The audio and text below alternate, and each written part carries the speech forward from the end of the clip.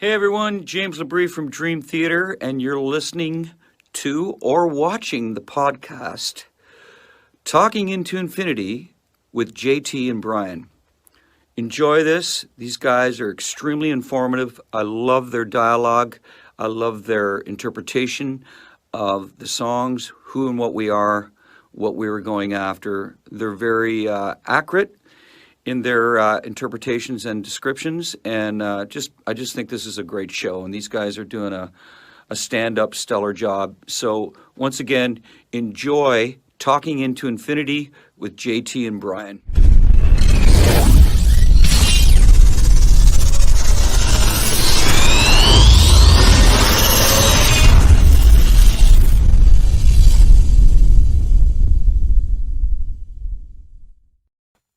What is going on, everybody? Welcome to another episode of Talking into Infinity, a Dream Theater podcast. We are live on Facebook, YouTube, talkingintoinfinity.com, and the CMSnetwork.com. We are live every other Thursday at those four locations at 7:30 p.m. Eastern Standard Time. If you'd like to catch video replays of the show, go check out Heavy Metal Television, or you can find them on our YouTube channel. And if you would like to find the audio replays, just Google Talking into Infinity Podcast, and we are on any number of audio platforms. So feel free to check us out there. Let me bring in my amazing co-host. He is back, Mr. Brian Hendrickson. What is going on, man? It's good to see you again. Yeah, it's awesome to be back, man. I hate when I have to miss shows, but sometimes life gets in the way of this crazy stuff we got to do here. But it's awesome, man. And we're literally barely 2 weeks away now from our show, which is good. The bad is some of the set list has leaked. I don't know if we're gonna talk about that at all or not. Are we gonna save that or? We can talk about it near the end. I have done my best to stay away from spoilers. I know one song for sure. I mean, I think the stuff that they're playing off the new record is pretty obvious. Yeah. But I know one song for sure. I know two. Okay. Yeah, it's crazy because the biggest detail that I know I found out before it started because I was messaging with Wayne because he was at the rehearsals in Arizona, and then he was at the show, the first show of the tour. And he had told me that the show's close to 2.5 hours and it's only 10 songs long. So when he told us, behind the scenes that, there's a lot of long songs in the show this year, he was not kidding. Yep. So, wait, I take that back. I do know two. I do know two as well. Okay. So I just remembered that. So, yeah, but I'm trying to avoid spoilers like crazy. I muted notifications from all the Dream Theater fan groups I'm a part of on Facebook. Because literally, the very first, I woke up the morning after the first show and there's a set list right there. Okay. and I caught it out of my peripheral vision. I was like, nope. And I scrolled right past. I turned off notifications. So yeah, but yeah, as of last night, it would have been 2 weeks until our show. So speaking of the Cleveland show, our buddy Jack Lewis, what's up, man? Thanks for checking out the show. He says, I'm getting myself amped up for my 5th Dream Theater concert next week in Cincinnati. All right, well, awesome. Well, you got a couple good weeks coming up, man. You got the Super Bowl this Sunday, and then you got Dream Theater in a couple weeks. So that's pretty cool, man. That's good. So Kale's here. He says, hooray, welcome back, Brian. So there's our buddy Kale. Thanks again to him for filling in for you last episode. That was really fun. Yeah, thanks, Kale. Great show, man, as always. JG3's checking in. He says, if you have repentance on Best Ballads, you best be repentant for your sins. Yeah, I can pretty much guarantee that's not on there. Gibson Les Paul. Okay, I bet nobody has repentance on their Best Ballad list. Oh my God, that's great. Did everyone already hear that episode where you went on your rant? It must be, man. I think I've made it quite clear about that song. Gibson also, thank you, man. He says, hey, Brian, condolences. Kale did your seat justice last week. That's very cool, man. Thanks, man. Appreciate it. So, real quick. Oh, look at this. JG3. This will be my 10th Dream Theater show. Holy all right. Crap. I'm trying to think how many I've seen, because my first show ever was in Cleveland for the Scenes from a Memory tour in '99, and I haven't missed a tour since. and usually I see him twice on tours whenever possible. So I'll have to count that up at some point. But I real think quick, I'm at 6, 3 with you, right? yeah, Astonishing, the images and words, and and the one in and second that one Chicago in one. Canton, yeah, okay. So real quick before we get into our topic tonight, I want to address something. It's still music, but it's not a Dream Theater topic. But I would be completely remiss if I did not bring this up. So for any of you guys who don't know, like Dream Theater is actually like my second favorite band. My favorite band of all time is Van Halen, and today is, I forget what the hell year it is, but on this day, February 10th, back in 1978, the first Van Halen record was released. And I just had to bring that up and talk about that for a quick second because, Eddie Van Halen is religion to me. I wouldn't know anybody I play music with without Van Halen and Eddie and stuff like that. I mean, it's literally life changing. And, that record just changed rock and roll, man, and guitar playing. And, you are a little bit older than I am. So, I mean, I know you probably weren't around. Like you weren't like old enough to just, oh yeah, I went out and bought the record at the record store and stuff like that. But what was your first experience with Van Halen 1? Well, I think I may have touched on this at one point, but I think it was when we lost power with you. It was actually my cousin at the time, who was about 4 years older. He had headphones on just like this. He had the turntable going, and he's like, Jamie's crying, and he's like dancing around, and I'm like, what the heck is this? And then all of a sudden he gives me the headphones, and I'm like, oh my God, this is like, I've never heard anything like this before. I didn't really even know what rock music was. I'd kind of heard a little bit of Kiss. Sure. And I'm not saying that it was actually probably right at 78. It was probably closer to around 79, 80 Okay. when I actually heard it. But yeah, I distinctly remember, it was one of those big giant consoles, that's like 7 feet long. The speakers are like, I don't know, 4 feet high.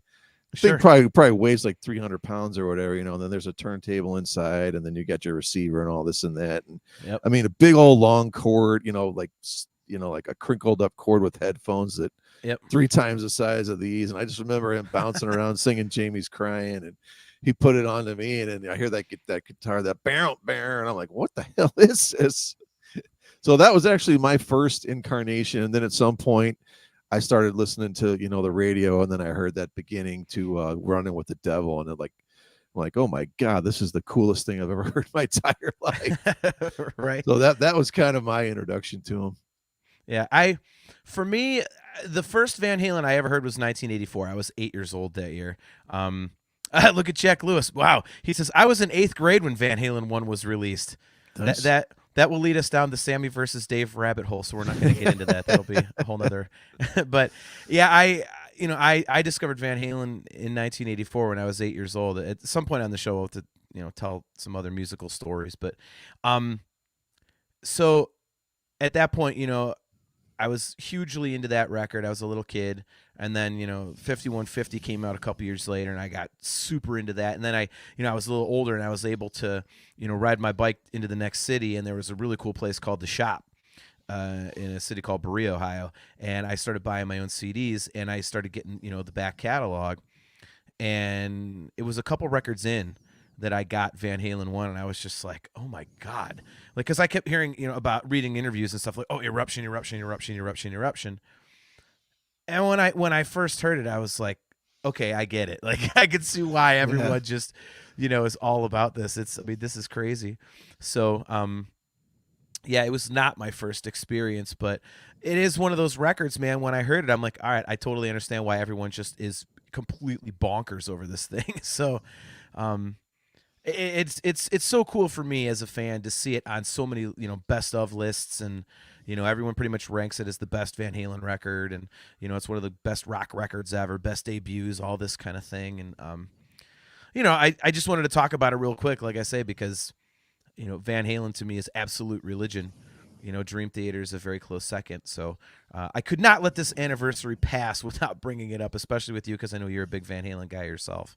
So but man, everybody's talking some Van Halen in the comments. This is crazy. We're gonna have to do a Van Halen episode apparently.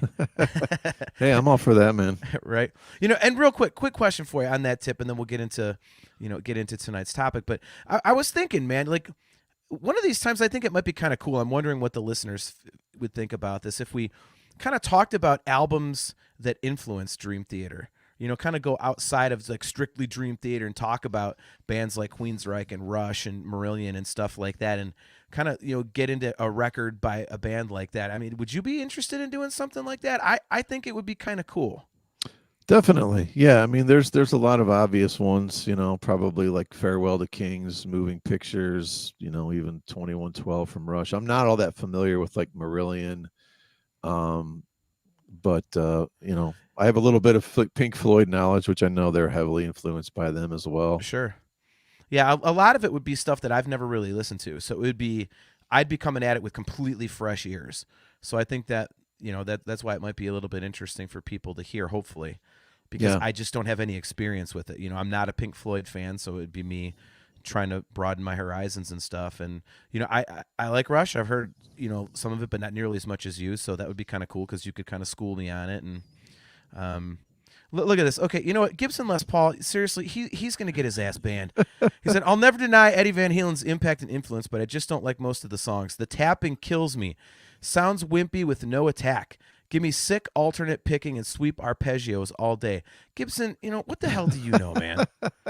Seriously, Gibson, what is that?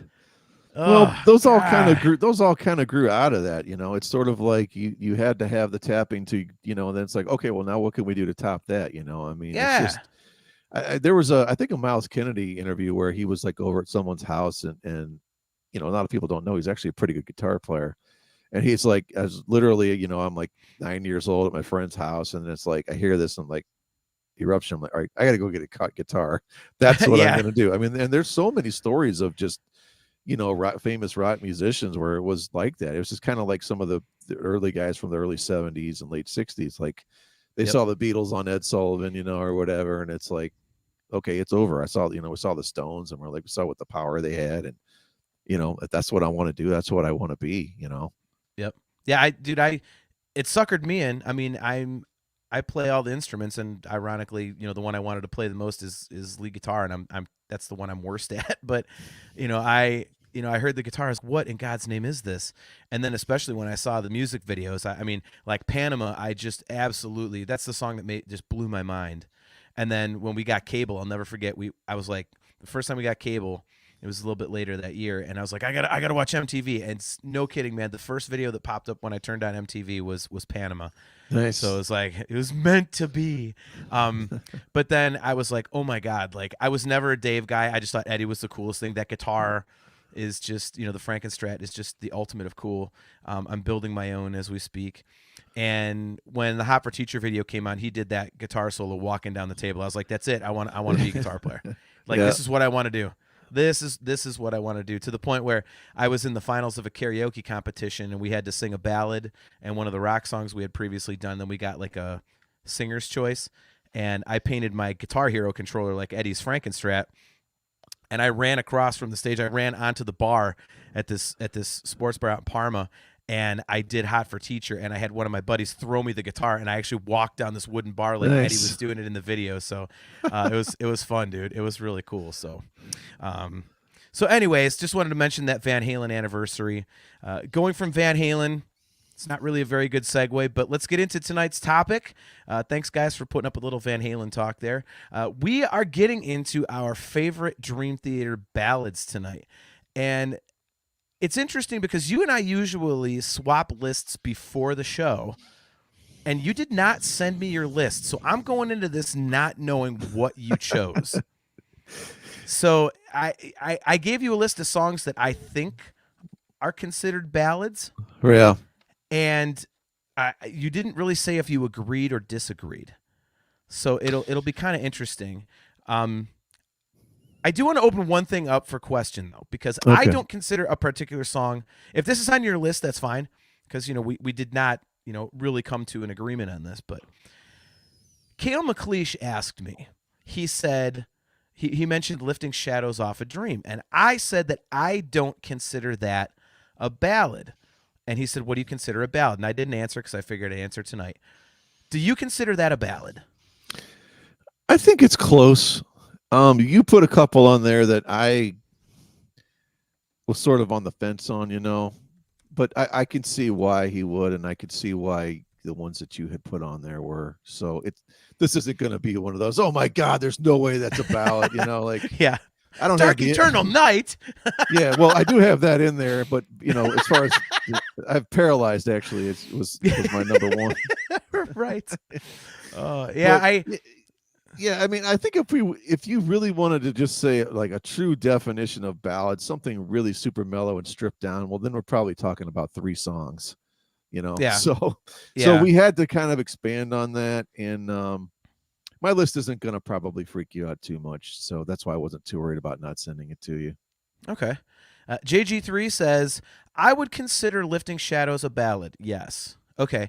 The reason that I don't consider that one a ballad, it's the same reason why I wouldn't consider To Live Forever a ballad. I kind of think of them as mellow rock songs. Damn it, Kale. But What was that? Did my mic actually just mess up again?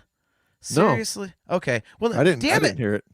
Kale, you know what? I'm gonna ban you for that. I'm already like walking on eggshells over the damn thing. Don't screw with me. Well, if it did, I'm not hearing it. So maybe that's just over there in Austria. All right. Good. Yeah. Nice. Yeah. So I just consider that like I can hear it a little bit, but to me it's like a mellow rock song. It's not full on ballad. So, how many songs do you have on your list? I think we talked about 10. I have 9. I have 10, and one is kind of a double song. So wow. Since you broke however many other rules when I tried to lay down rules for stuff, I figured it's okay for me to do it. Look at my buddy Phoenix Mike. Dude, it's great to see you, Mike, man. I love you, bro. He says, I Walk Beside You is my favorite ballad. That is not a ballad. That is a rock song. You know what, though? That's almost like a mid-tempo. That's one you could see him stripping down and just playing with acoustic guitar and piano, though. I could see that, but no, I agree. It's not for this exercise, but it's not totally insane. Yeah, I see. To me, that like because of the tempo and stuff and the vibe of the song, that would be like calling "Jump" by Van Halen a ballad. It's that kind of upbeat, like upbeat tempo, upbeat melody, rhythm, and all that kind of stuff. Like Sarcasmo asked Julio, who actually commented. He got first comment at 6:58 p.m. tonight, 32 minutes before we went live. He says, "To Live Forever, best Dream Theater ballad." I don't consider that a ballad, man.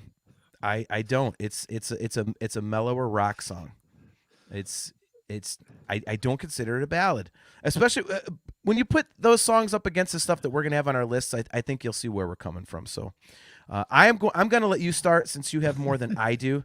So why don't you go with your first song on your list? And this is in no particular order, correct? What about JG3? I Walk Beside You isn't a ballad. It's a U2 song. I don't know if I agree with that. I think they have 1 or 2 songs that are U2-ish. I have to think off the top of my head which one. I don't know if that's one of them. Would you think that's? I would say no on that. Yeah, to me that's just kind of like an upbeat rocker. It's one of the straight ahead songs. Yeah. It's kind of uplifting and stuff. Like me and my best friend Maria, like I kind of like that's. She's not a Dream Theater fan, but like we have like certain songs that we kind of get into, and that's one of them. She loves the lyrics, so we talk about that, and Sorry, Sarcasmo. I don't consider falling. Sarcasmo, honest to God. Sarcasmo asks Julio, I don't consider Falling Into Infinity an album. This is at least going to be fun. Oh, my Lord. It's looking like we're going to have to schedule another fan hangout here pretty soon because the comments are awesome tonight. There are so many I want to bring up, man. Oh, Lord. Oh, my God. All right. God. I actually did. Well, I ranked mine. It doesn't matter. All right. Well, that's fine. I did not rank mine, so you can do it however you want. Yeah, no, it's okay. It doesn't matter. So I put, I have to find my list here. I actually put number 10 as a song you pretty much don't like at all, and that's Beneath the Surface. I knew it. I knew you were going to pull that one out. I knew it. There's a beautiful simplicity to this song, and it's like do you ever seen they make those like hard rock metal like lullaby albums to like so your kids could go to Yes. sleep, but they're like I don't know, it's like acoustic guitar and strings with like metal songs or something, Sure. and they're broken down and like I don't know that the whole like progression of that song just kind of sounds like something like, hey, we need you to put something in the background of like I don't know if you're ever familiar with a record company called Narada from the 80s and 90s. It basically No, did I've what not heard of that. it did what they called new age, which was like real heavy piano with like light synth layers over it and things like that and real mellow, super mellow acoustic guitar parts, Sure. And that's kind of what this song reminds me of. And I've always said I loved Jordan's little solo in the middle with the Moog stuff in it. Okay. And I don't know, man. I love the melody in that, in the chorus in that. And whenever I love a melody on a chorus of a ballad like this, it's just something that I just will play over and over, and I never get tired of. Okay. Yeah, my feelings on that song are pretty well documented. It's good. I don't have an aversion to it. It's just for me, I think again it always because it comes after Breaking All Illusions. It's just there's always that bad taste in my mouth for it. It's like, what are you doing here?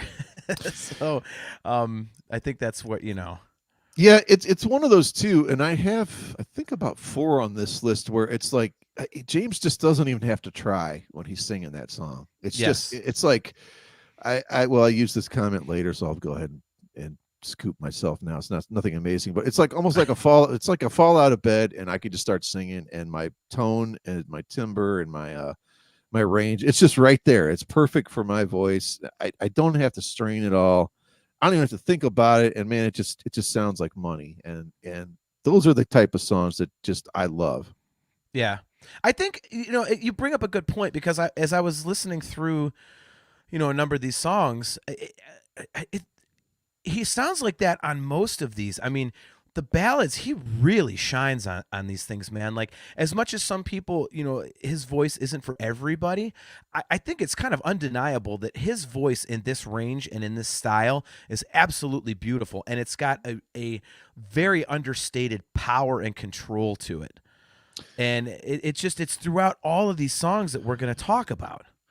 Yeah, and I think like this puts to bed when people are just like, and that nonsense Portnoy comment about, well, he's not the best singer, but he's the best singer for Dream Theater or whatever. Like Yeah. I mean, he literally, in some ways I do agree, because like literally on these songs, I can't picture anyone else singing any of these type of songs. Like I don't know. There's something about his range, his breathiness, his ability to get the power effortlessly and also get higher on some of the stuff. And I don't know, just the performances just come through on these, and like people that just don't think his voice is great or for you, I don't know what you're listening to if you listen to these songs.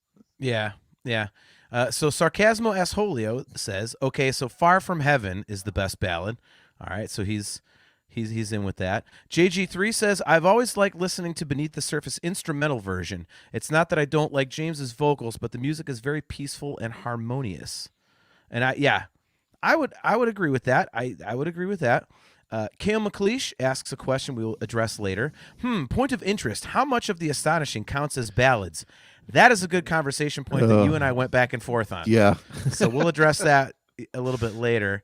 Yeah. My buddy Phoenix Mike, Arizona Mike, he says, to me, he's going back to I Walk Beside You. To me, it's the lyrics that make it a ballad. As a non-musician, I'm not sure what separates a ballad from a mellow rock song.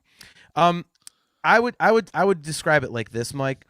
A ballad would be something like, if you compare a couple of songs, you could hear, like let's go back to the 80s. You're talking about like a Firehouse tune, like Love of a Lifetime or something. That's a ballad as opposed to like a rocker. Or if you're going to do it in Dream Theater terms, you could compare something like Pull Me Under to the first one that I have on my list, which would be Another Day. So how's that for a segue? Yeah, nailed it. Stuck the landing. But yeah, I have Another Day, obviously, on my list. I think that's an obvious one. I'd be absolutely shocked if you don't have that on yours. I think this is definitely when people think of the mellower side of Dream Theater.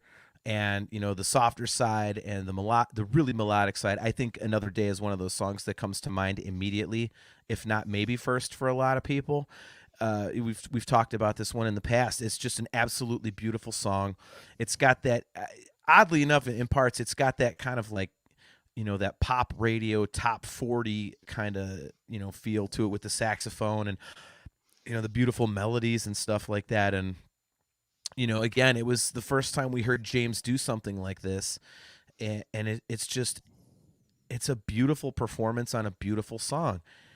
And what more can you say? Like this is really, to me, the song that set the stage, to let everybody know, okay, this band is not just, Pull Me Under and When Dream and Day Unite. Like there's more to them than this, because they didn't have anything like that on When Dream and Day Unite. People at that point were thinking they're just like, a prog metal band.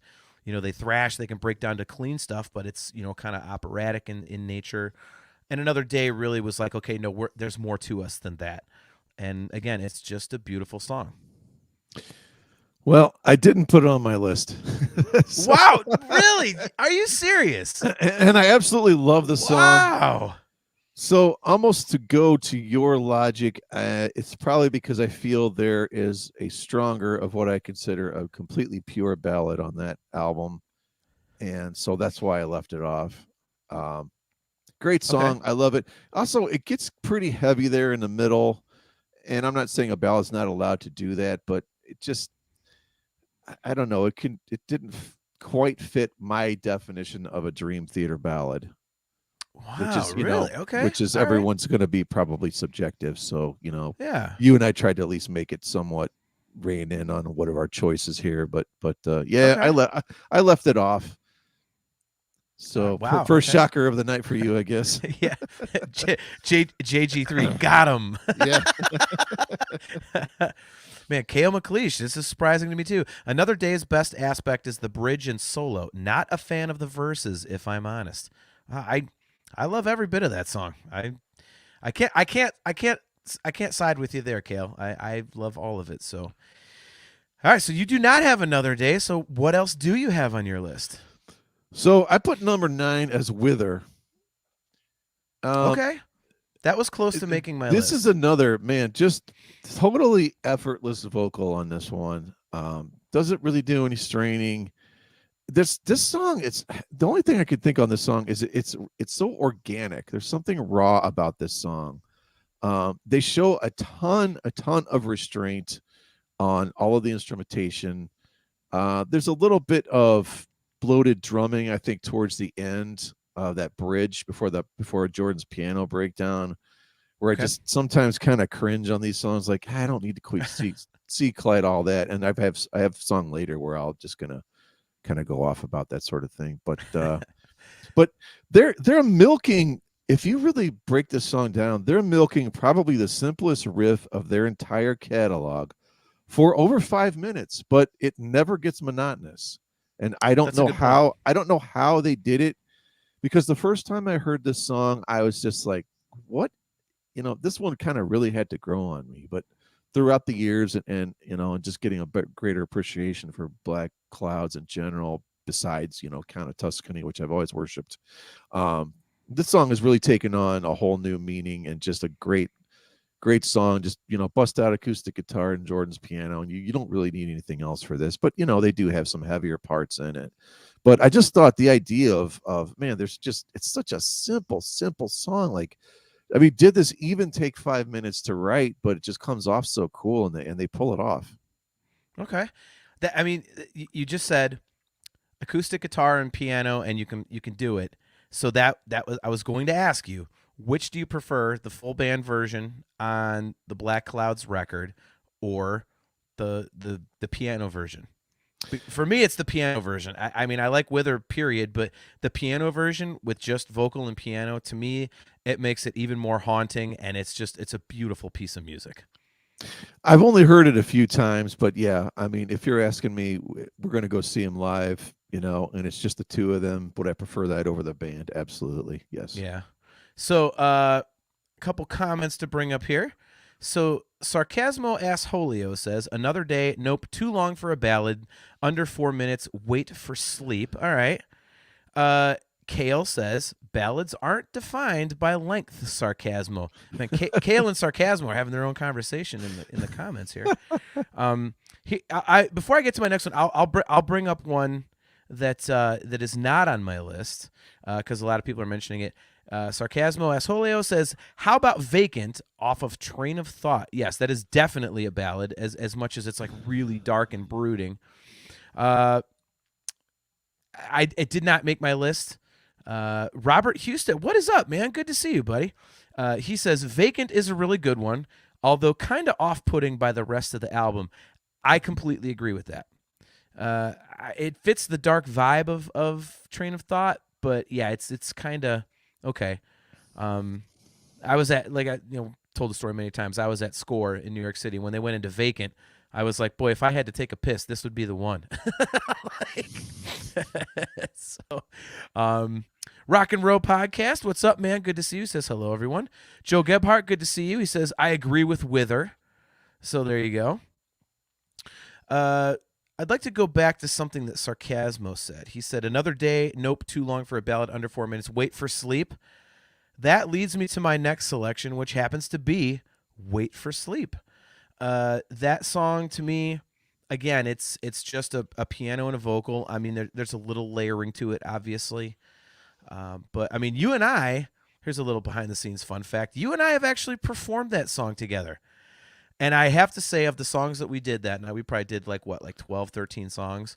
Yeah. I think that one sounded the best because you're a phenomenal key player. And so you just, set your keys to an old school piano sound. And me and you performed Wait for Sleep, and I thought it sounded great. And that song is just, man, it always struck me on Images and Words, because you heard Another Day, you heard Surrounded, and then you had all the stuff like, Metropolis and Under a Glass Moon and Take the Time. And to break it down to something like Wait for Sleep was just amazing to me, not only because it was so simplistic compared to the rest of the record, but also because it was kind of prog, because it had that weird time signature to it. So I've always been fascinated by that song, and I think that the placement of it on that record is perfect, because you get through all this crazy stuff, then you have Wait for Sleep, and it kind of cleanses your palate before that glorious ending that is Learning to Live. So for me, Wait for Sleep is always, when I think of Dream Theater being mellow, and when I consider a ballad, Wait for Sleep is always like one of the first things that pops into my head. Yeah, that's definitely on my list. I don't know if I should reveal where it is. I guess it doesn't matter. See, I had it down at number 6, actually.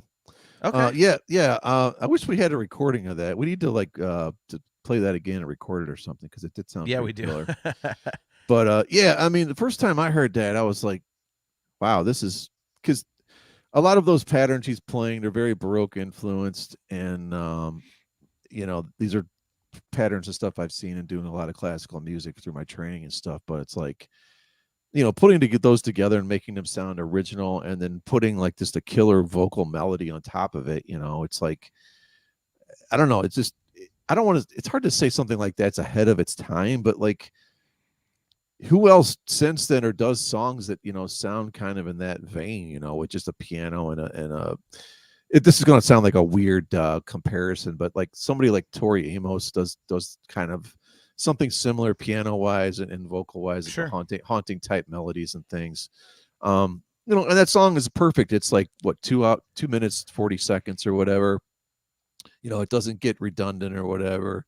It's got that great little bridge, from the Ashes part or whatever, with the high little piano things descending, which I love. And I love the way how it ends at the end, like the build up, the ascension there, melodically. And yeah, I wish we could get more Kevin Moore in that style, Yeah, for sure. Be interesting to see if he would ever consider coming back and playing and doing something like that, or something in that style. Absolutely never would. So no, I already know the answer to that, but yeah.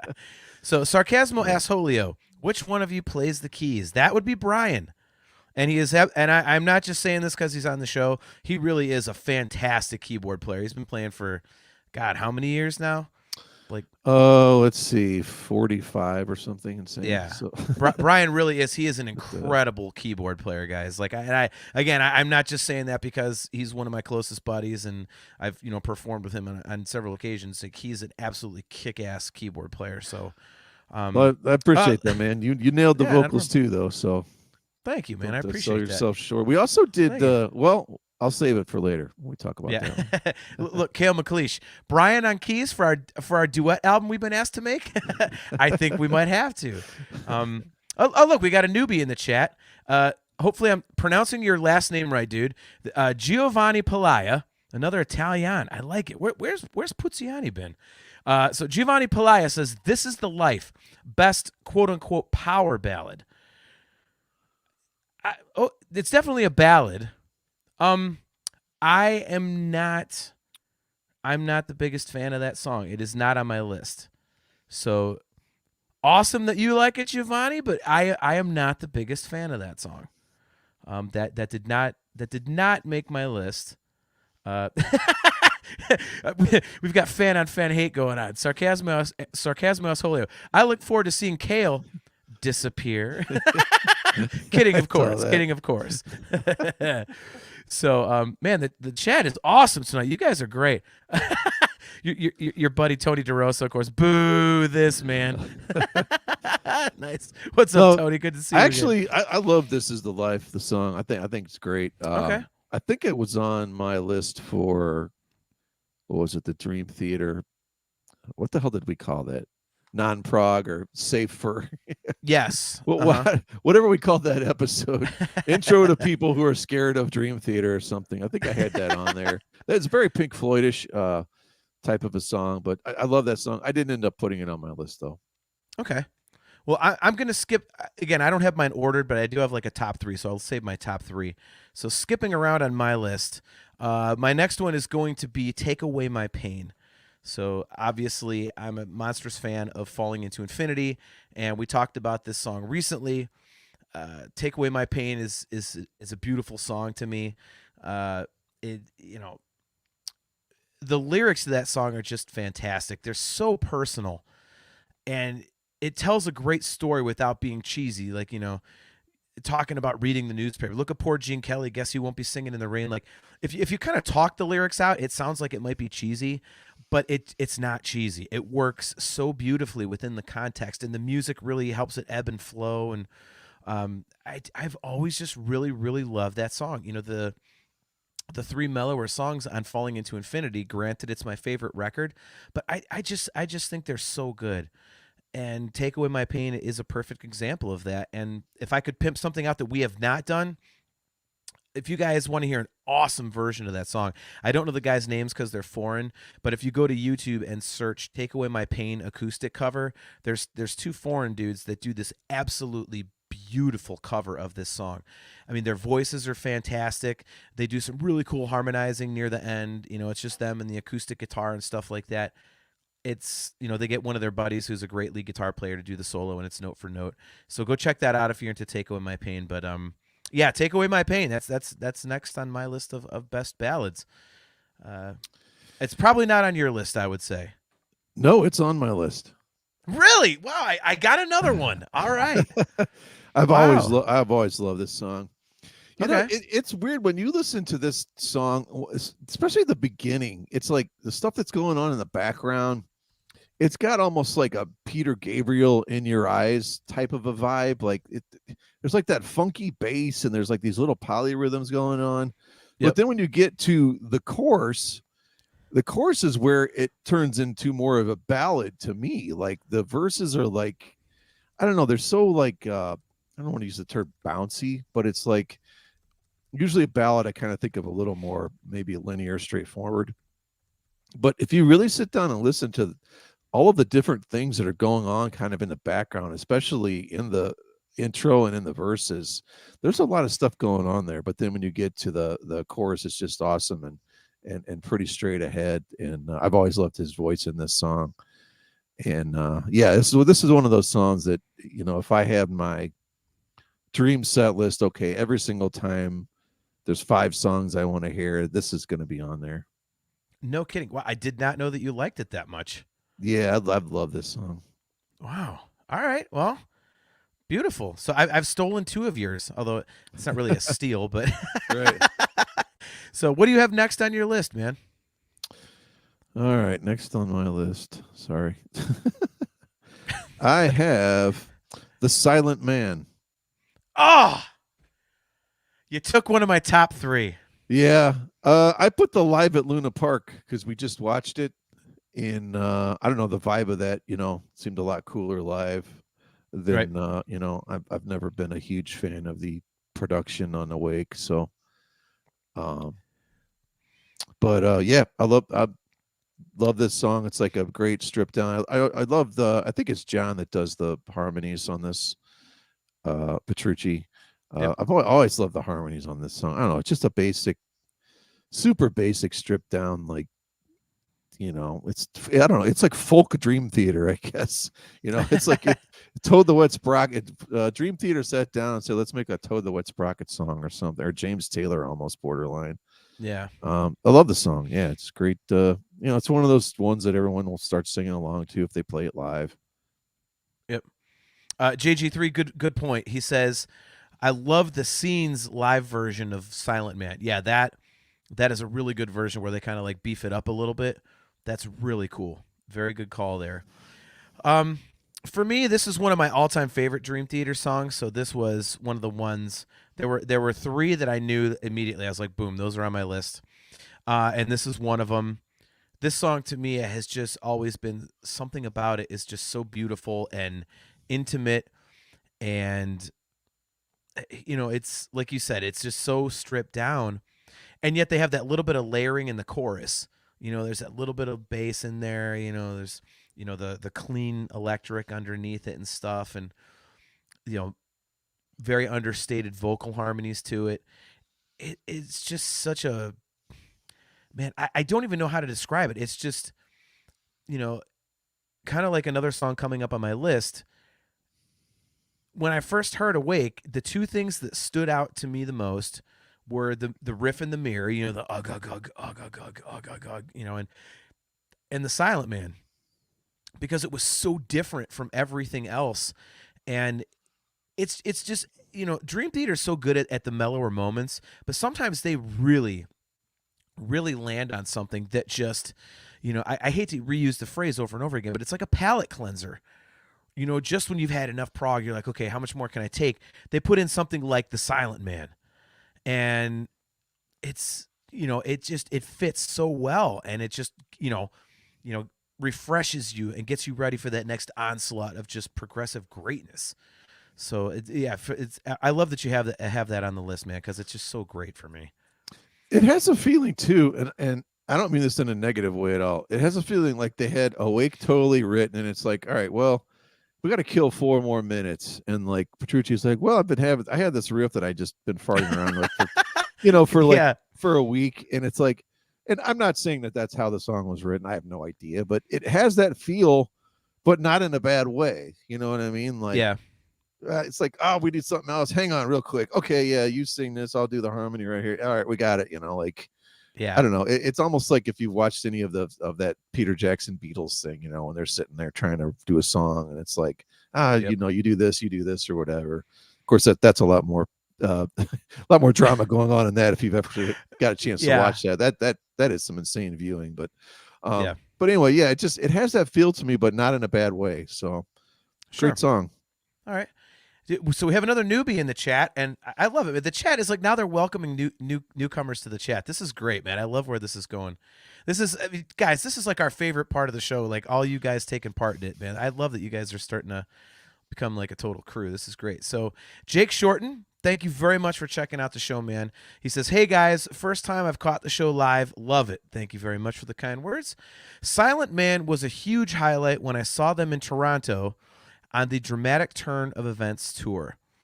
Yeah, I did not, when I saw the Dramatic Turn tour, I did not get Silent Man. I'm trying to. I got two of the acoustic ballads, but I did not get Silent Man. So when I saw it on live at Luna Park, I was like, "Son of a bitch!" Like, I could have Yeah. had Silent Man. So yeah, great, awesome that you got to see that, man. JG3 also brings up a great point, Brian. So before we get into my next one, if the middle section of Nightmare to Remember was an individual song, it would make this list for me. I don't know about you, Brian, but I 1,000,000% agree with that. Well, we've talked multiple times about how we love that vocal part and what the guitar is doing there on that. That's like ear candy overload to lead to diabetes almost. Right. But yeah, we love that breakdown in that song. Look at Sarcasmo. You have to clarify this. Are you trying to say that Silent Man doesn't count? He says Eve. That counts even though it's an instrumental. Silent Man is part 3 of Erotomania and Voices. Doesn't count. I completely disagree. I think everyone else will too. I get that it's like a 3-part suite, but I'm sorry, dude. That you are very wrong on that one, dude. At some point, you have to put your foot down and say you're not going to argue with someone whose name's Sarcasmo Asholio. Right? No matter there what we go. you type in there. Our new buddy Giovanni Pelaya, and again, Giovanni, if I'm mispronouncing your last name, please let me know in the comments so I can get it right. He does the beautiful agony section of A Night to Remember count. Can we just cut that section out, make it a song on its own? Man, fans are all on the same page today, except for Sarcasmo and Gibson. Now, I want you to make a note of this because I'm going to come back to this comment on something I want to say later because I agree with this, and this is going to pertain to another song. Okay. Jack Lewis is trying to predict mine. Jack Lewis is trying to guess what my other 2 favorite ballads are. So let's see if he gets it. But before you can get to those, though, Jack, my next one, and I'm gonna say that I would think that this is on everybody's list. I think if people are thinking about Mellow Dream Theater or Ballad Dream Theater, you would think of Another Day, or you would think of The Spirit Carries On. Do you have that on your list, Brian? That is on my list. Okay. All right. This song is just, it's one of James's best vocals ever. It's just, I love how just dry, it's just James like right up on the mic. There's no effects. It's just, the intimacy of it is just fantastic. And again, it's one of those things that they do in the middle of this enormous pile of prog that, even though it's got its progressive moments to it, I suppose, like here and there, they're minor, but it's such a straightforward song, and the melodies are just absolutely beautiful. And it's a song I think you'd be hard pressed to find a Dream Theater fan that would complain if this was one of the songs they played at every show. Well, actually, let me take that back. Sarcasmo Asholio and Gibson Les Paul would bitch. Obviously, we've discovered that, but yeah, I mean, seriously, it's that massive crowd sing along all the time, and and going into it live, especially. I mean, any of those of you that are listening to the show or watching live right now, we all have to admit that when there's that the song prior ends and there's that break, and then all of a sudden you get, where do we come from? Yeah. Why are we? You just go nuts and you get the goosebumps. You're like, oh yeah, like it's a ballad, and I get that that's really popular for some bands, but I think for them, God, it's like a ballad on steroids. And it's just so cool how popular it is and how well it works in every single environment, every single presentation. It's just awesome, man. It's just awesome. Yeah, the vocal line, but then Jordan's piano, like you instantly know that piano riff to start this one. I think it's probably, and you already said it, but probably the biggest anthem that they have, sing along anthem, I think, in the whole catalog, maybe. Completely 100% agree. But then, like, man, James starts to get in those super high registers right before the guitar solo, and I think I may have brought this up before, and maybe I'm out of my mind, but this song to me is the beginning of that turning point in his playing melodically and that really lyrical melodic sensibility. Look, the guitars are going to start taking over a bunch of these melodies. Before, a lot of them were riffs and cool fills and some melodies, but this song was sort of the beginning of all of the stuff that just started coming later, just in buckets of like, I'm just going to take over here on the melody parts and not look back, and and everything I play is just going to fit perfectly. I'm going to squeal Right. every last note out of these. Every bend is going to be melodic. It's all going to fit within the context. And I don't know. I just kind of thought, if you look back, that everything since then, that was just sort of the beginning of almost this new style. And I think a new guitar kind of a tone almost on this album too, that fit that style of playing. And just a ginormous epic anthem of a song, and like you said, everyone sings, and everyone wants to hear it every time. Yep. Dude, it's incredible. That sing along never ever isn't epic. No matter where you see it. If you see it in front of 5,000 people or 5 people, it's epic. It's like it's coming, and everyone's like warming themselves up to to just blast that out. It's so cool, man. It is so cool. Was that the one that the chick was crying on or was that a different song? No, yeah, I'm pretty sure it was Spirit Carries On. Yeah, it was the crying, famous crying chick from the video. Yeah. So it's funny, man. I'm reading the comments, and like Jack picked what he thought my other 2 favorites were, and he was close. He said Spirit Carries On, which he mentioned that before we talked about this, and then he said and Along for the Ride. And now he's an actual listener, so appreciate you, Jack. He says or possibly Space Divest.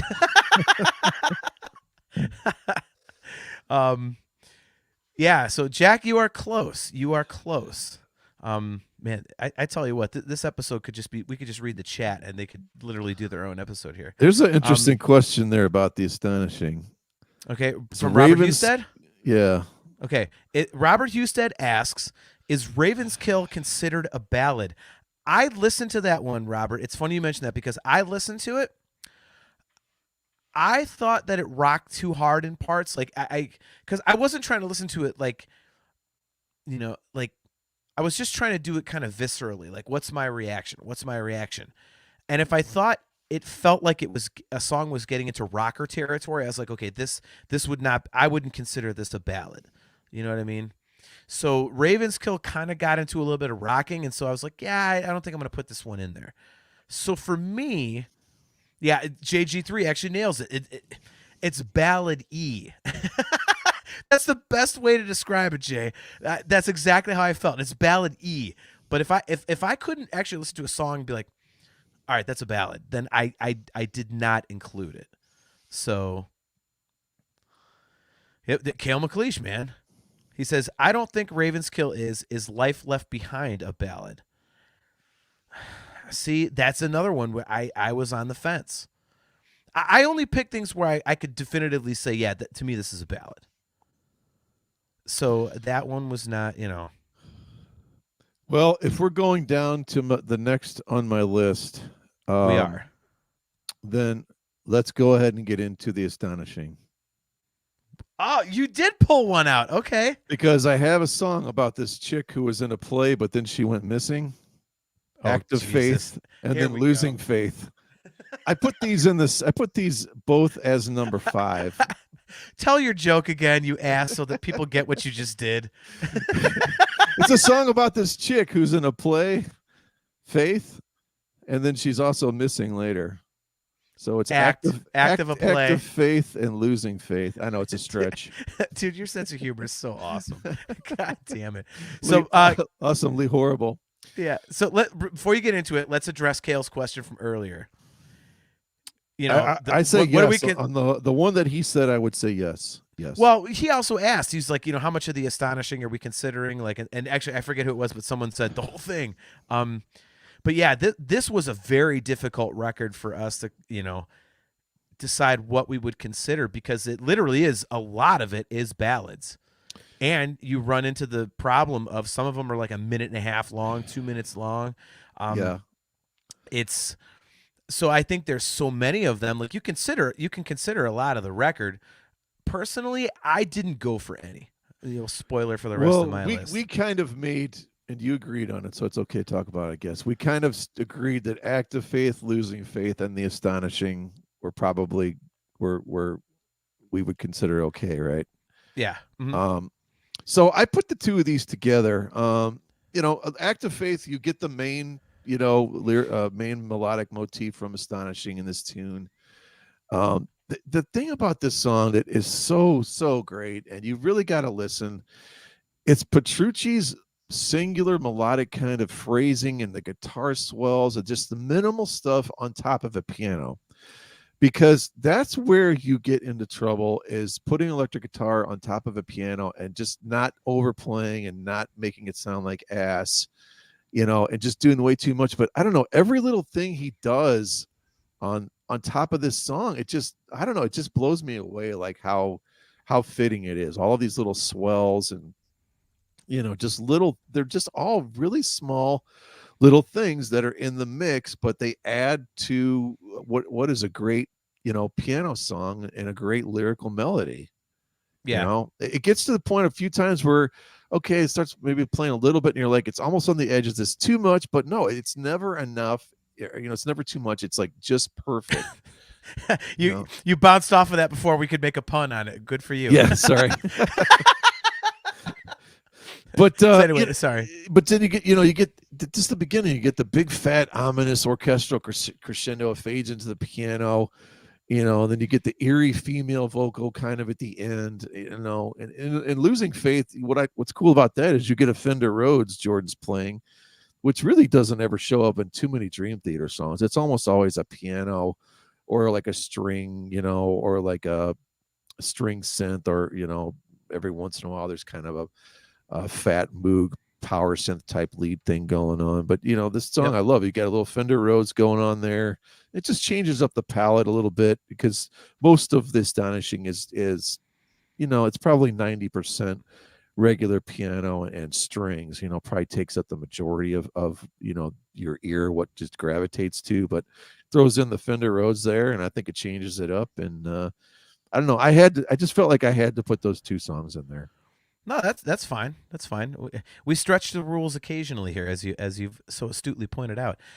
I was actually going to say one thing about those, and JG3 beat me to it in the comments. He says the strings in Act of Faith that flow into the piano part are great. Yeah, I completely agree. That's exactly what I was going to bring up. I think it was a great decision on your part to lump these two songs together, because they really do. It is kind of a grouping. So as much as it's like maybe considered like breaking a rule to do that, like I would completely agree with you on that. So all right, so I have two more before we get into my final two on my top list. So how many do you have left? I think I Because I have know we three. crossed over. You have three? Okay.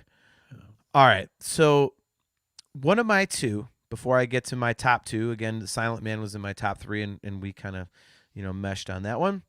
I have Goodnight Kiss. So I think this is by far one of James's best vocals. I love when he gets to the breathy stuff, and there's this. He only does it on a handful of songs, but it's this like power falsetto, I would phrase it as. Yep. It's like he's hitting a falsetto, but with like the musculature that it would take to hit like a rock note, if that makes any sense. Mm-hmm. And God, it sounds so good. And I think what makes it, and granted, this may be just because I'm such a big fan of the 6 Degrees record, so maybe because this ties into that mini concept album that is what the second disc is. I love the stuff underneath, like the audio bed of if it, in the beginning it's like the little girl, I love you, mommy, and the stuff like that, and then as it goes, like then it kind of like it's like the kid growing up, and then you got the hospital stuff at the end with the kid freaking out and the mom going, um, it's the way the song builds, and it's this little microcosm of a situation, and it's just so cool, but it has so much emotion to it, and I just absolutely love that. There's so much in such a short span of time in this song, and I love that. And it's always been one of my favorite mellow moments of Dream Theater. So, do you have this on your list? Did I get you again, or I do have this at number 3. real? Okay, so it's in your top 3. Okay, all right. So Yeah, I mean, all right, what an epic, and I'm going to echo something you said towards the end of this, but it's what an epic ambiance just in the beginning of this one, Yep. with just this little, those riffs, with a little bit of flange and phase and whatever else going on with them. A great vocal performance. But when that piano comes in, it's like you can picture Jordan like sitting in some half-lit jazz lounge, with some of those cocktail riffs. It's like there's a cigarette burning on a crystal ashtray on top of a Yamaha Grand, and like there's a scotch Sure. and water parked like right next to it. I mean, it literally feels like a cocktail lounge, dark, moody kind of thing in New York or something, Yeah, totally agree. And bonus points for the end. You get a little bit of shade of, hey, are we going into Eyes of a Stranger here or something? You get that Dr. Davis. Yeah. I mean, Telephone, please, Dr. Yeah, Blair. Blair. Yeah. But it's like, what an insane outro solo on the guitar. And your point about cramming so much into, it ends up being, I think, 5.5 minutes, which seems long, Yeah. but it's like, this is one of those songs where, okay, the first 4 minutes, how did we end up to this ridiculous guitar thing at the end and all these riffs and stuff? And I don't know, but it fit perfectly. It didn't seem forced.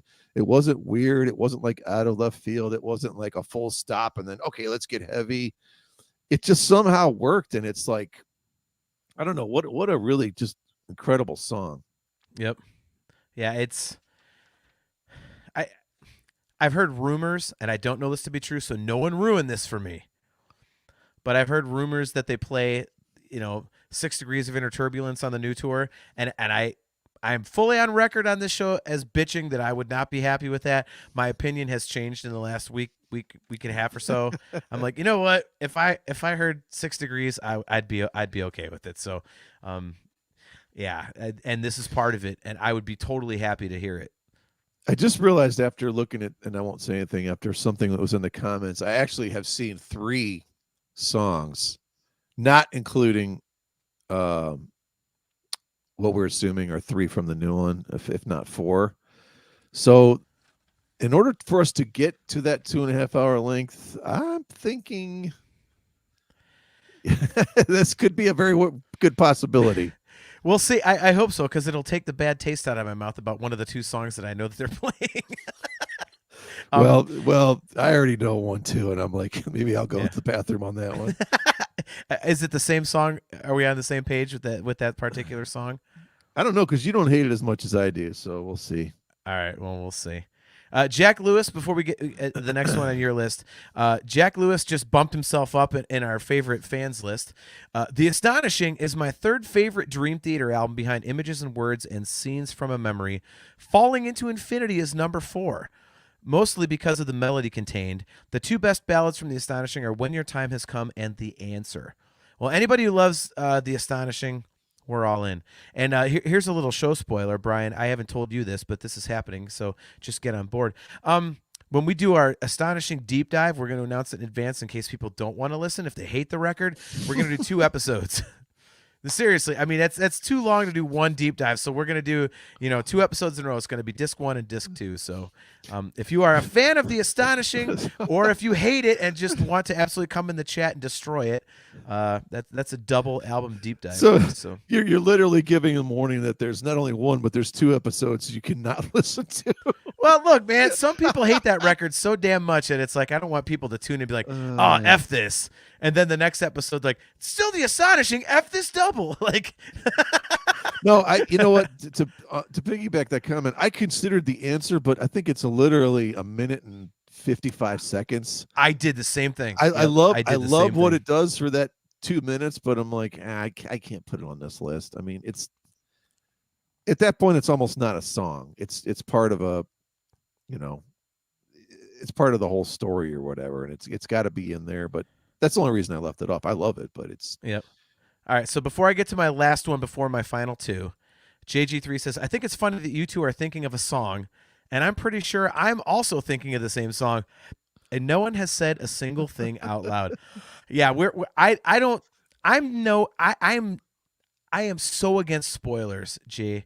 I cannot stand when people throw spoilers out there. Like, I want to be surprised. I like going into a show and be like, holy crap, they're playing this. You know, I think I've told the story on the show that when I went to the show in Chicago, the self-titled tour, Brian and I went. He was in a different section of seating and stuff. But I was telling my wife, I was like, there's this one song, man, if I only heard one song tonight, and if it was this song called Trial of Tears, I'd be thrilled. And I sit down, they're going through the show. All of a sudden, the keys hit, and that little sound effect that sounds like twinkling and rain and all. I'm like, oh my God, they're playing it. Like, I love being surprised by that. So, you know, I don't want to give out any spoilers. You know, I just don't. So, so no spoilers. But in 2 weeks, guys. By the way, the episode in 2 weeks will be nothing but spoilers because Brian and I will have been to the show the night before. So our February 24th show is our show review from the February 23rd show here in Akron, Ohio. So it'll be nothing but spoilers. So if you don't want to know about the show, don't tune in.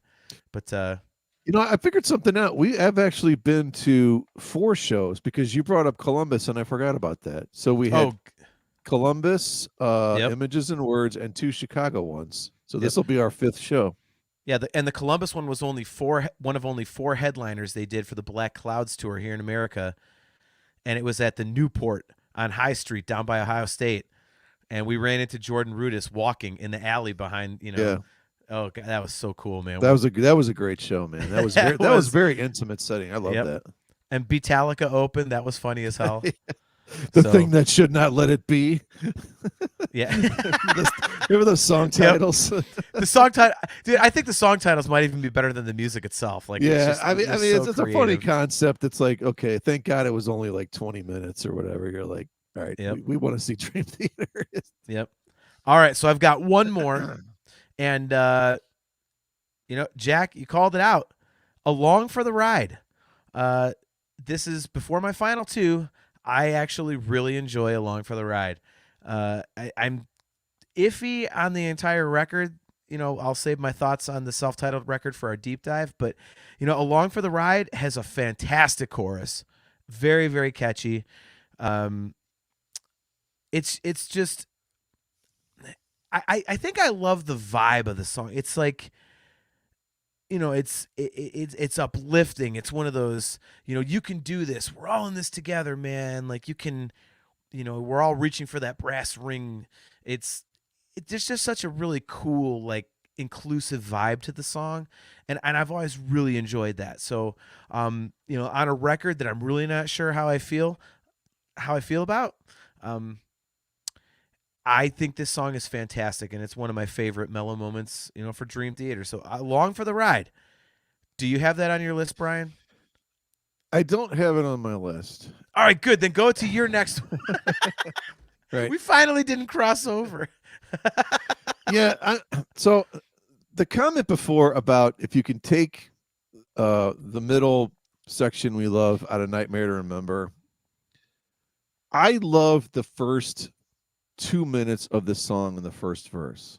I love that acoustic guitar pattern. It's so unique. It's so melodic. It's so different. There's so many little intricate things going on. But this song gets too big and too bloated way too quickly. Like, I want to repeat that whole thing again for the second verse. I want to expand on that, similar to like Spirit Carries On, kind of builds a little bit slower. And then it's just like the soon as the drums come in, and we've long been on record, the drums on this album sound absolutely awful. And I think they completely ruined this song. Like, this is just a great acoustic kind of a, you know, I think it's a mix of acoustic and electric going on, but they ruin it. And then, like, by the end of the last few choruses, like, Mangini's playing so many overfills that it's just, I don't know. It's like, I think you took what could have just really totally been amazing and like I don't know, you sort of rushed out the end of it. And I'm not really a fan of Jordan's solo on this. I think the sound is not as it's a similar vibe to Beneath the Surface kind of a solo, but I don't like the tone as much. I love that whistly sound of it though, man. Like it's I have it in my notes. Like it works so much better than a guitar solo would. That woo doo doo doo doo. And it's like a whistly kind of. It's just something about it, man. It's just I love it. Yeah, I love the bare bones and makeup of this song. I just think, man, especially the drums. Like, there's a part like right after one of the courses towards the end, and he gets this. It's like, dude, you talk about overplaying. Like, Are you don't talking about? need- See, I'm sorry. Keep going. Oh yeah, yeah. No, it's literally during part of the courses towards the end there, and he's just like just throwing in these just ridiculous fills that I think make it sound stupid. Like, right. just overplaying on it. And So Jake Short, and I like to get him on one quick time. Jake, thank you very much for hanging out. Apparently you have to go, it sounds like. He says, kind of agree there, Brian.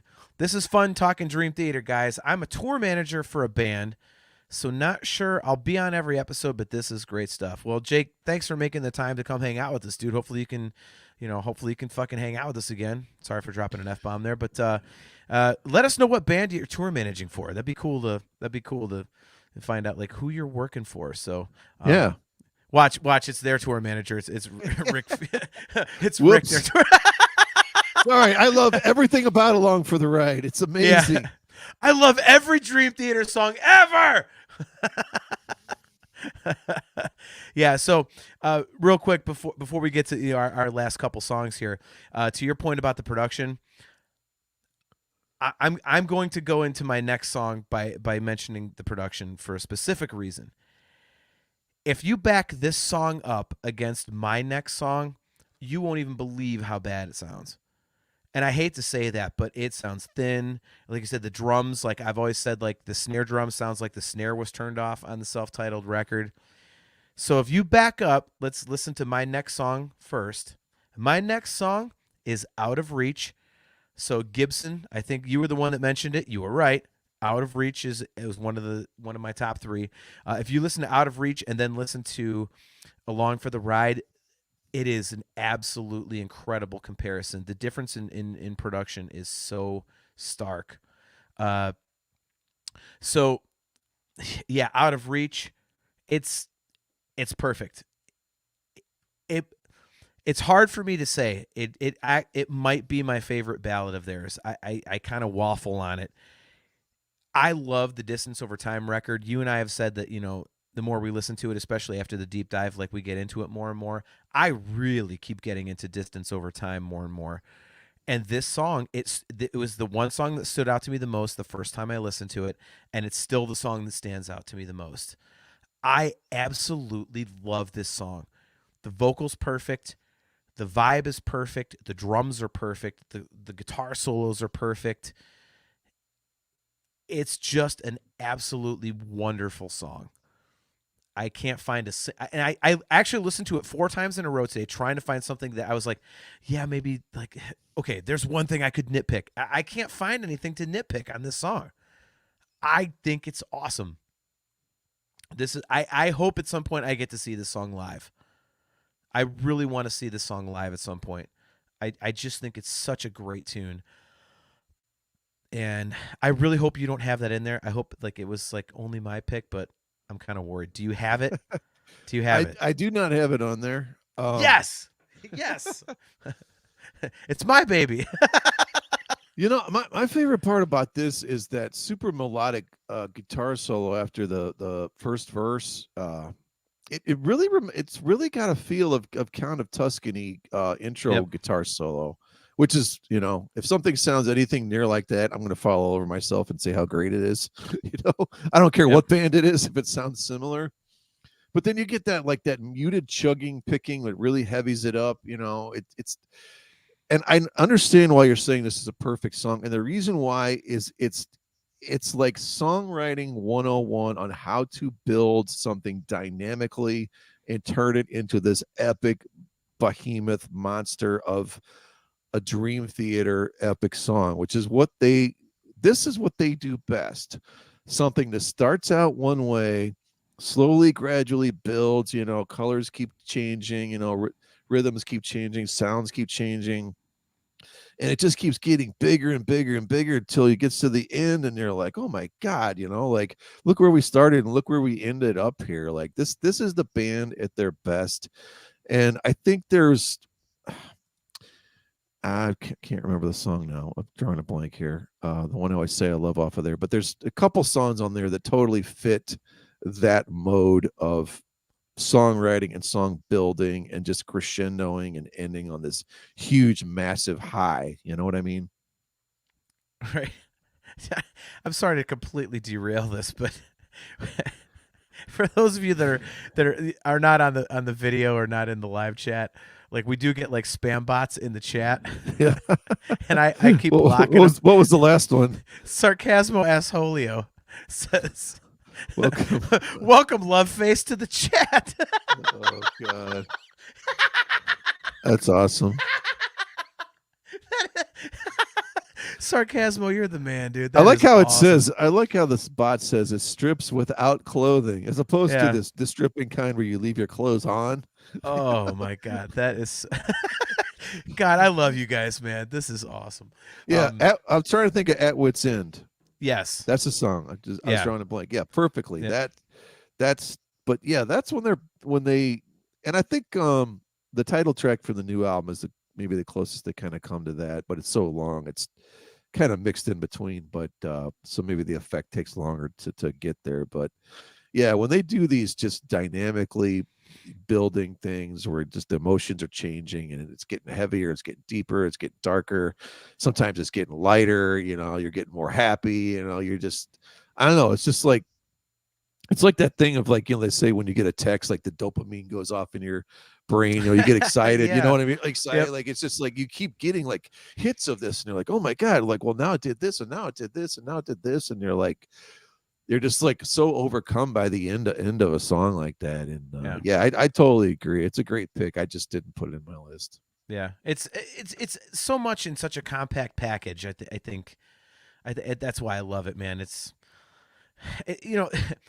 There's only so many notes that you can use, but there's millions of combinations. And this is one of those songs where you try and listen to, like, well, could they have done better in this spot? No.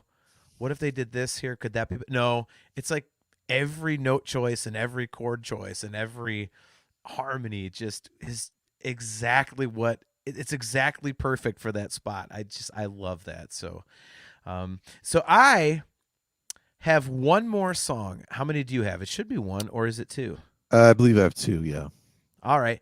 So why don't you give your number 2 spot?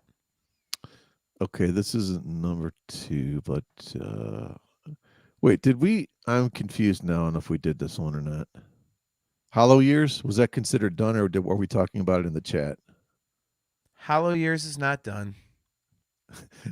Well, go ahead, since I know it's on your list. Sorry, I shouldn't have said anything. Now you're mad. There goes my number 1. That's why I didn't want to say anything. I should have checked in the private chat. Well, you go ahead and take this one. It's well, what's interesting now is that I don't know what your number 1's going to be. Oh wait, no, I do. What a moron. What a moron. So your number 2 is Hollow Years. My number 1 is Hollow Years. My notes for this song literally say, you don't need notes for this one. Notes? We don't need no stinking notes. It's neat. This song is enjoyable. It is pleasant to my ears. Right. What do you have next, Brian? Gibson Les Paul. Hey, Brian, Hollow Years only counts if it's the Budokan version. Ha Hey, that's fine. Yep. JG3. Ding, ding. Hollow Years is my favorite. Nice. There we go. Man, Hollow Years is just... Here's what's weird. Like, I went back and forth between Out of Reach and Hollow Years. To me, which first of all is cool because I'm thinking, okay, here's a record from '97, and then here's a record from 2017, or excuse me, 2019, and you're debating this, like, how cool is it that we have a band that we're into that is still putting out material we find to be of similar quality, 22 years apart. That is just incredible. So I think, like, melodically like again, like melodically, note choice. With Out of Reach, I think that's the one. But man, Hollow Years is just, I hate to use the word perfect because I've used it so many times in this episode, but that Hollow Years and Trial of Tears are the two Dream Theater songs I always come back to. And every time I've heard Hollow Years, I never turn it off. I never skip it. I've seen it live a few times. The Budokan version, Gibson nailed it. I know Kale agrees. Man, the song is always great, no matter how you present it. It doesn't matter how you present it. It is just a phenomenal song. It's like a pop song, and it's so simplistic, and it doesn't even sound like something Dream Theater would ever write or play. There's not a single bit of overplaying on the whole thing. It's almost as if they were just like a top 40 band. They took themselves out of themselves and did something completely different. All of them. There is not, because any one of these other songs on the list, you can hear there's that little bit of musicianship, This one, there's not. It's just tasteful all the way through. It's just beautiful. And for that reason, it's my number one. It's my second favorite Dream Theater song ever, and I love it. So it's obviously your second favorite ballad. So why don't you do that and then tell us about your number one, which is, according to Cale McLeish, Space Dive Vest. Well, actually, I don't know. I think we got confused on the order somehow at some point, but it doesn't matter. So I actually have this at number 7. Oh, shut up. No, I do. My number two was Take Away My Pain. I thought I said that, but no, you didn't. It got confused when we were skipping around. You have one tall boy and you lose count? No. Wow. I have it at All number right. 7. That's where I had it. Terrible. Yeah, it's another one of those, like, there's no really, he doesn't have to try on this one. It's like he fell out of bed. Sounds like he doesn't have to try, hey, let's just turn on the microphone. And this is just my natural, voice. I'm just really feeling this. I think it's like the biggest hook of any of the ballads. Yeah. I don't know. It's just a huge, massive hook. And, bonus points at the end, they modulate, they go up a key. That's always cool. And it doesn't sound forced or like, sometimes you get those modulations where it's like dun dun dun dun dun dun dun and then dun, it's like all of a sudden you just everyone, let's go up right here. This one doesn't work that way at all. Yep. It's not obvious and it works perfect, but yeah, great song. I agree. There's nothing Dream Theater at all. Dream Theater-y at all about this song. It's a very unique song in their catalog, and I love it. Yeah. I've seen the song live several times, and again, Budokan's got it. Man, it just works in every environment, and it's always been fascinating to me that there is no bit of Dream Theater in it, except for the fact that they are absolute masters of melody. And they just completely come out of their shell, and there's no crazy drum fill once. There's no crazy bass fill once. There's no crazy, like, there's nothing. It's just a beautiful song, like, performed very well. It's excellent. It's absolutely excellent. And so for that reason, it's my number one. And since we have gotten to my number one, we're getting more love for Love Face. Love Face is now going to be like the chat joke. Sarcasmo Asholio is talking. Love Face is the bot for those of you who are not in the chat or listening. Hey, Love Face, favorite ballad and go. Jake Shorten says Love Face is a wither guy, or is she a wither girl? Right. So, yeah, so we have gotten to my number one, so let's get to your number one. My number one is Through Her Eyes. Wait a minute. Whoa. Where in the hell is Surrounded on your list? I don't consider it a ballad. Oh, It gets too heavy and too crazy and too okay, fast okay. in there. I mean, you had the same criticism of I can't remember what song, but it gets a little too rocking. Yeah, lifting shadows and to live for. Oh, all right, okay. Yeah, As I think about it, yeah, okay. I buy Another Day more a ballad than Surrounded. Yeah, I love the song, but no, I couldn't put in there as a ballad. It gets too rocking, Okay. especially the real high vocal part he gets into there, and they're going, they're doing those circular guitar riffs and stuff. But yeah, Through Her Eyes. I mean, Okay. I'm trying to think the top of my head, how many times does a piano riff actually truly drive the main melody of a Dream Theater song? And it really does Yeah. not happen very often. This is one of the few times it's the main thing. The vocal melody is coming off of this riff, and it's just a beautiful piano thing. You and I did a version of this, not quite as good as Wait for Sleep, but I think we did it justice. Maybe a couple more practice times would be pretty cool. But man, the beginning with the female, and then at the end when James is freelancing, kind of almost that, I don't want to call it scat. It's not jazz Sure. or anything, but Dude, I'm gonna cut you off for a second. right.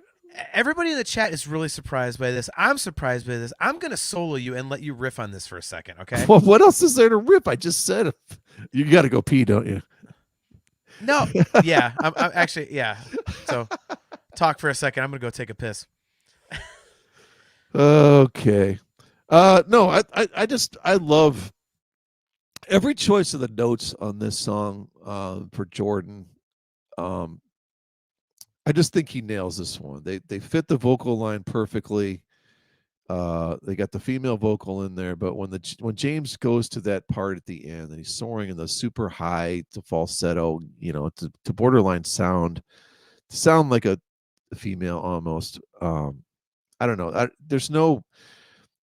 This song literally gives me chills when that beginning starts, and if I ever get to hear this live, other than when John and I saw Scenes played in its entirety on Distance Over Time, also I think was on that.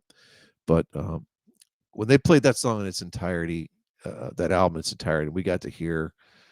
I don't know. It just gives me goosebumps. All right, Kale says if we're talking the New York version with the kickoff at the end, it's great, but holy crap, that's a real deep choice. Wait, mine is a real deep choice, or are we talking about something else? It's hard for me to keep track of all the comments now that John's gone. But I don't know. That's one of those songs too where they could just bust out the piano. They don't even need a guitar on that one. You know, John does the great. It's another one of those similar to what I was saying about Stuff on the Astonishing. He's playing those swells, those super melodic type of little supporting melodies, singular type things on there that support that song really well, especially towards the end. But just a very simple, beautiful piano line with a great vocal on top of it. I can't disagree with you, man. Again, I have to say, I am really surprised that you didn't pick Surrounded. However, as people are calling me out in the chat, they are completely correct that if I'm not counting Lifting Shadows, if I'm not counting To Live Forever, then Surrounded is definitely in the vein of those songs. I think when I was thinking of it, I know that you love that song so much that I was kind of thinking, in my mind, like the beginning and the end of it kind of stuck with me. And that's why. So I was kind of blinded by the middle. So Yeah. Yeah. But man, I'm really surprised by that. Like we had more in common than I thought we would. I got to be honest. I really thought we had more songs in common than I thought we would. Sacramento. Sarcasmo Asholio said he said he has to piss but never left the chair, and yet he seems relieved. See, Sarcasmo, if Brian had not given away my secret, yeah, no one would have known. I could have just said, hey man, why don't you just talk about this for a bit? and you know, I'll put you in solo, and it would have just been Brian talking, and then I come back and like, oh, look at Brian making a great point about, you know, his favorite Dream Theater ballad. Instead, he decides to be a jerk off and call me out. So Wait, so literally you pissed all over my point? Is that what it is? I did no such thing. I slid right back into the conversation as if I heard everything you said. That's true. This would actually be a good argument for me using my Bluetooth headphones on the show, because as I was relieving myself, I could have heard exactly what you were saying and, you know, chimed in. But again, that was Gibson Les Paul. The most anticipated episode is the Systematic Chaos Deep Dive. As great as the high points are, the lows are in the gutter. I also believe that both Brian and John hate a few songs. Yeah, it's You'd funny be right on that one. Yeah, Gibson. It's funny because I don't know. I don't know if we've mentioned this before on the show, Brian, but you and I both do have that exact opinion of that record. That record is way high and way low. Yep. Yeah, it's funny because there have been so many comments in the chat tonight that have really hit on things that we're going to talk about on future episodes that I'm purposely avoiding for that reason. Like, there have been a lot of like future show spoilers in the chat, and I can't let people know that, yeah, dude, you're really onto something. So, yeah, this was a fun episode, man. I was kind of nervous about this because when I went through the list of songs that I really kind of considered to be ballads, there weren't as many as I thought there would be. And I think everyone brings up good songs, like, you know, going back to, you know, Lifting Shadows and To Live Forever and stuff like that, and Surrounded. And I guess, like, if we had really gotten together on this a little bit more before the episode, maybe we could have included those.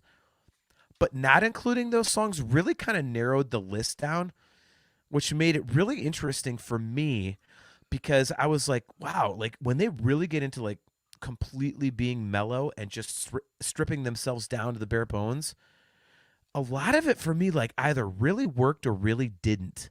Did you find that too, or how did you look at this? Yeah, I was trying to think. I know we said we weren't going to talk about this, but I want to do it anyway. So it looked like of all of the songs we had to possibly consider, the only one that wasn't talked about was Anna Lee. All of the other comments. Oh, and The Answer Lies Within. I don't know if someone said that. Yeah, so those were the two that did not come up in the chat. Otherwise, every other choice we had on our original list to go from was mentioned at some point. Full disclosure on Anna Lee. That is the reason that I only have 9 songs rather than 10, because I didn't want to be completely transparent and put all 3 of those songs from Falling Into Infinity on my list.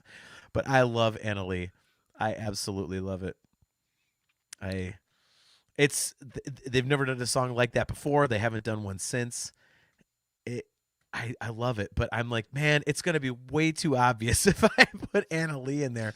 And then I started beating myself up. I'm like, well, because it's so different, should I use that one instead of Take Away My Pain? Just to kind of be like, look at this different selection that I have. And then I was like, I thought it would look too obvious. So I was really second guessing myself on this. So, but Anna Lee, man, especially you as a piano player, like, since we're doing our honorable mentions, where do you stand on Anna Lee?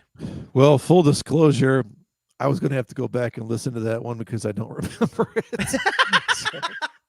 So it was really close to making your list. Yeah. Explain why.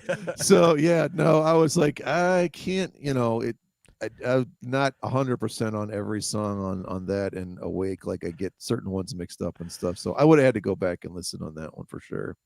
Dude, again, you guys in the chat are just like money tonight. Look at this. Sarcasmo Assholio. Next chat, worst Dream Theater songs. I'll go first. Falling Into Infinity. I don't think that's a song. Yeah. Gibson Les Paul. Anna Lee was talked about last week. Never to be brought up again, hopefully. And now here's something I wanted to get to. Oh, boy. This one I really didn't consider a ballad, so I'm kind of surprised our buddy Kale the Great Debate. Yeah. Elimination theory. Cam McLeish says, you still haven't actually talked about Disappear. I'm glad you reminded us because I did want to bring that one up. I don't see that one as a ballad at all. That is just a weird song. That you know where I would lump that one in, Brian? I don't know if you agree with me on this one. I would lump that one in with Space Divest. That's just a weird song, and I really love Disappear. Don't get me wrong, but I don't think you can classify that as anything but one of those really wonky, weird, out there, super proggy songs that they do. That's one of those songs you're always kind of looking around, wondering where it went. Disappear. Nobody. Yeah. Anyway. long pause of non-laughter. I'm not going to play any of these puns, man. You got a 6.3 before, so yeah, you know. Yeah, no, that was a big F on that one. Yeah. Yeah, no, I would never consider that song. Yep. If you'd put in Space Divest, I wouldn't have been shocked. But I figured you probably just didn't want to have another debate over that song. It's not a debate. I'm right and you're wrong. But yeah, no, that one is not. It's not a ballad to me, man. I love the song. Everyone knows that. It's just, but to me, it's not a ballad. Here's a good one in the chat. Forsaken, and people are, some people have said no. Yeah, no way. Cam McLeish, Forsaken is a rocker. I agree. Right on back to back, man. Robert Husted, Forsaken is too rocky. Completely agree. And immediately after that, Joe Gebhardt. By the way, Joe, good to see you, man. Joe Gebhardt says Forsaken rocks too hard. So which is it? Is it a rocker? Is it too rocky, or does it rock too hard? Is it all three of these? These sound like Ace Frehley album song titles. Look at Sarcasmo, man. Now we're getting gross. On her face, that's where I stand on Annalie. Jeez, oh Pete's, man. Sarcasmo. Good Lord. Yeah. Oh my gosh. Yeah. Oh man, there's a couple other stuff in the chat I'm not going to bring up. Jake, good one. Good one. Yeah, dude, this was a total blast, man. I really when you brought this topic up and I started looking at the choices for songs, I was thinking, cripes, how are we going to get to an hour on this one? Like, ugh. And here we are at an hour and 36 minutes. Like, and granted, we took some time at the beginning for the Van Halen discussion, but man, this was really interesting, man. Like, this was a great discussion. I think it's. Well, I think, I think if we look back, we were only an hour and 34 minutes too long at the most. So. Man, you've had one tall boy too many, which for you is one. Yeah, I gotta say, man, I gotta shout out the chat room again. Like, you guys have been on fire tonight. Like, it's man, lot of humor in there, and it's cool that like you guys are kind of getting like a community going. I really like that. So for those of you guys listening on the audio replays, if you ever get a chance to check out the show live and jump in again, if you check out the show on Facebook or YouTube. We do bring the comments up on the screen. Like, you guys are actually a part of the show. So when you see our social media posts saying, hey, come be a part of the show, like, we're not joking. Like, we actually want you guys to be a part of the discussion. I think it's fun as hell, man. Damn, this is hilarious. Like, look at Gibson. Look at Gibson. A 10-minute piss really helps the duration. It was not 10 minutes, man. Okay, believe me. Seriously, it was like a minute and a half. Let's not be extreme here. Joe Gebhardt says, I switched from Facebook since everyone's on YouTube. Good to see everyone as well. Good to have Brian back this week. So there you go, man. People are a fan of your return. Maybe you should consider not taking episodes off. Yeah, I'll try to be here more often. Jake says, hey, Kyle, are you Irish? No, Kyle's Austrian. Dude, okay. Oh, sorry, it's Kale. Jeez, that's like me calling the show "Falling into Infinity" or the album "Talking into Infinity." I did it on purpose. Come on. No, you didn't. Yes, I did. You've had a tall boy. You're drunk. There's like still half of this in here at least. Nice. I mean, minimum. Man, So yeah, so thank you guys very much for hanging out. All you guys in the chat have been fantastic. Again, it's awesome seeing you guys like just messing with each other and stuff. You know, Sarcasmo and Kale going back and forth and everything. Man, it's this is so much fun, Brian. This is basically exactly why we set up the show. You know, to like hang out with Dream Theater fans and talk Dream Theater and get everybody's opinion. Man, it's so much fun to do it this way.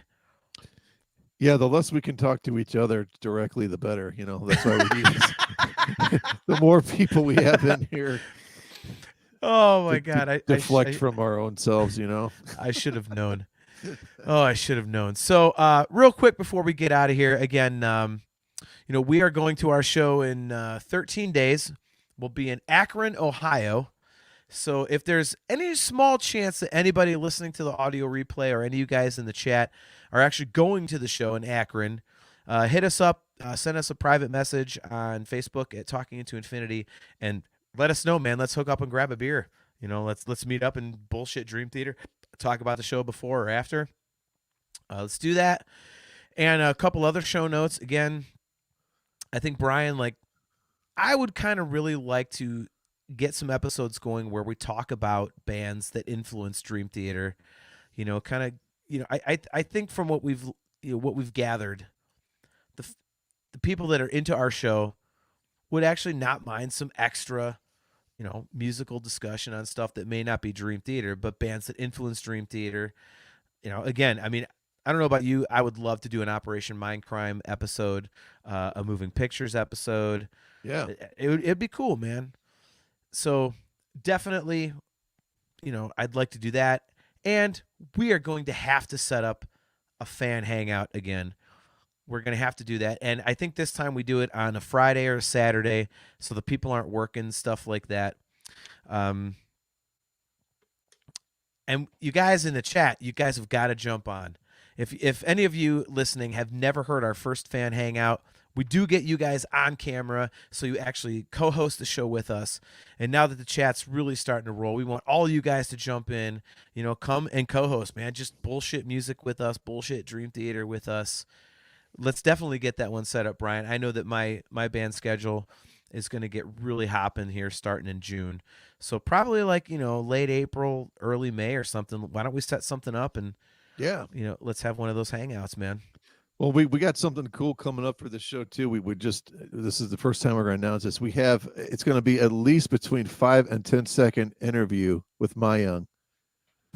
So I just want to give everyone a heads up. And if he's real talkative, it might be 15 seconds. But well, I thought you were going to bring up the Dream Theater Norway connection we just made, but oh. I thought you were going to be serious. What was I thinking? But yeah, I mean, honestly, that's another thing. We got hit up by Dream Theater Norway, the Norwegian Dream Theater fan club, and we're in talks with them about doing a crossover episode. So we've got a lot of cool stuff going on, man. The show is just, it's growing. Our numbers are getting a little bit bigger each time, and man, this is just such a blast. And before we get out of here, Brian, last thing, it's awesome to have you back. I know that all joking aside, there's a very real reason that you had to miss the last episode. But as you can see, people really enjoy having you here, and I love having you here. I mean, as much as I love Dream Theater, this show was your idea. So it's great to have you back, and my condolences as well. Everybody obviously is on your side, man, and love you very much. And it was awesome to get back in the saddle with you after a month and bullshit Dream Theater again, man. So hope you're hanging in there.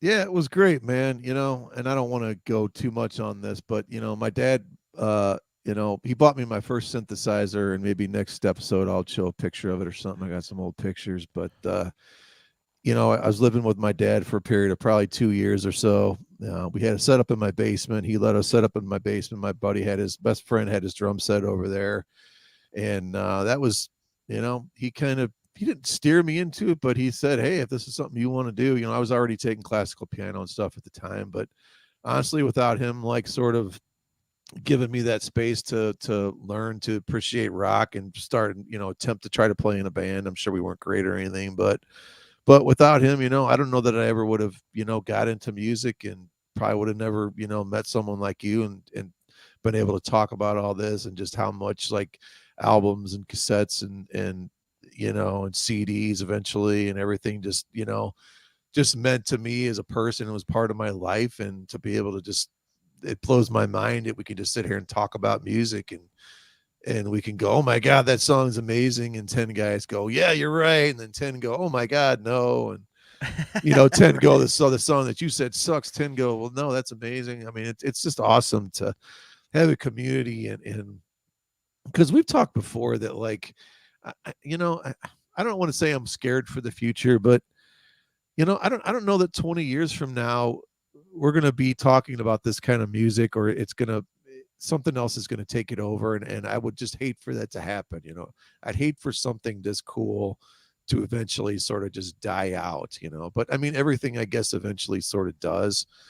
you know Maybe 50 years from now no one's going to care, it's going to be whatever going on. But man, we got to live through the golden age of what rock and roll and metal really is and has become, and we could celebrate it and talk about it. And no one's as big of a fan as you and I are of this stuff, and other than the people that are joining in to talk about it. And it's great, man. So awesome, and I can't wait for the show. Yep. Well, that's the next one, man. When we catch you guys next on February 24th, again, Facebook, YouTube, talkingintoinfinity.com, and the cmsnetwork.com. We will have seen A View from the Top of the World, the tour, the night before. So that is going to be our next episode. We are going to give you, again, full spoiler alert, we're going to give you the full set list and all of our complete reactions to the show. So we're just going to bullshit live Dream Theater that night. And I tell you what, man, I cannot wait. Even though we know that there's going to be a bunch of stuff from the new record, and each of us know 2 songs, there's not a lot of surprises left, but there are a few. And I cannot wait, man. It's so cool. Like, this is the first time since we've done the show that we will actually have seen Dream Theater live. That is such a cool thing to me. It's almost like a different way to view the show. We're going to a Dream Theater concert going, I can't wait to talk about this on our Dream Theater show. Like, that is so unbelievably awesome, man. So, Yep. All right, guys. Well, that's going to do it for tonight. Thank you so much for checking out another episode of Talking Into Infinity, a Dream Theater podcast. As we have said to all you guys in the chat all night long, you guys make the show go, so thank you so much. Jake Shorten, man, have a safe tour. Gibson Les Paul, JG3, Cale McLeish, obviously, Joe Gebhardt, Robert Husted, Sarcasmo, Assholio, all of you guys, man. Man, you guys seriously make the show go. So thank you so much. Don't forget, we are right back here in 2 weeks at 7:30 p.m. Eastern Standard Time. Facebook, YouTube, talkingintoinfinity.com, and the cmsnetwork.com. Check us out, video replays on YouTube or at Heavy Metal Television. Or if you want to download the audio episodes, just Google us, and we are right there for you to find. So until next time, I'm your host, John.